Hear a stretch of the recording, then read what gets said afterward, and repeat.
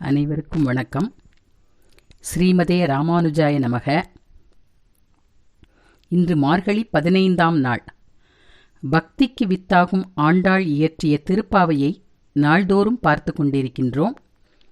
முதல் 5 பாடலில் அவதாரிகை, அடுத்த 10 பாடல்களில் தோழிகளை, அதாவது நம்மை போன்ற ஜீவாத்மாக்களை துயிலெழுப்பும் பாடல்கள். இன்றைக்கு துயிலெழுப்பும் பாடல்களில் கடைசி பாடல், திருப்பாவையில் 15வது பாடல்.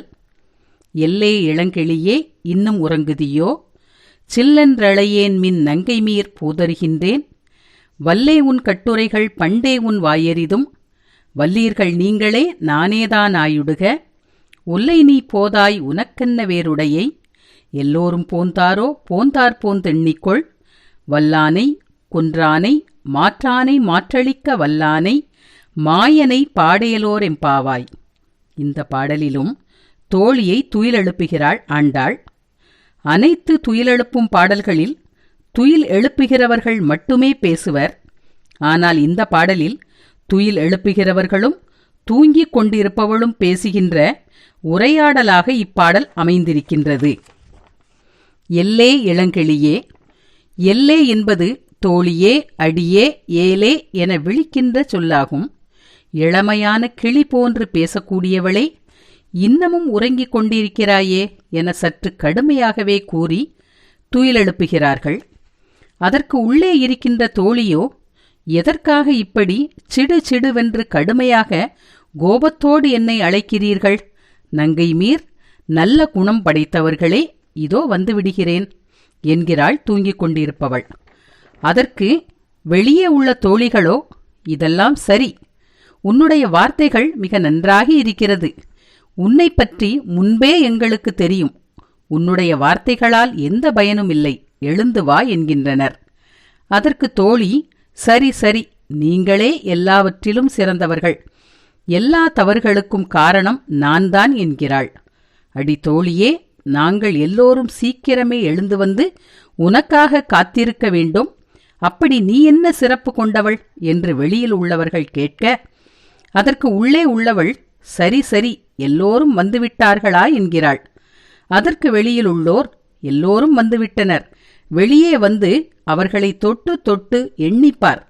வல்லவனை, தன்னிடம் பகைமை கொண்டவர்களை அழிக்காமல் அவர்களின் பகைமை என்னும் குணத்தை மட்டுமே அழிக்கக்கூடியவனை, மாயக்கண்ணனை பாடி வணங்கி மகிழ வருவாயா என அழைக்கிறார்கள். உரையாடல் வடிவில் அமைந்திருப்பது இந்த பாடலின் சிறப்பு. பெண்கள் மற்ற பெண்களை சீண்டி பேசும்படியான பாடல். பேசுவதற்கு பெண்களுக்கு கற்றுத்தரவா வேண்டும்? இளங்கிளியே என்கிறாள் ஆண்டாள்.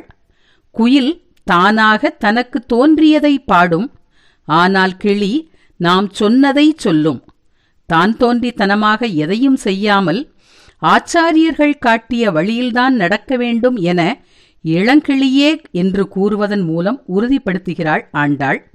அடுத்து நானேதான் ஆயிடுக என உறங்கிக் கொண்டிருப்பவள், தவறு என்னுடையதுதான் என்று தவறை ஒத்துக்கொள்கிறாள்.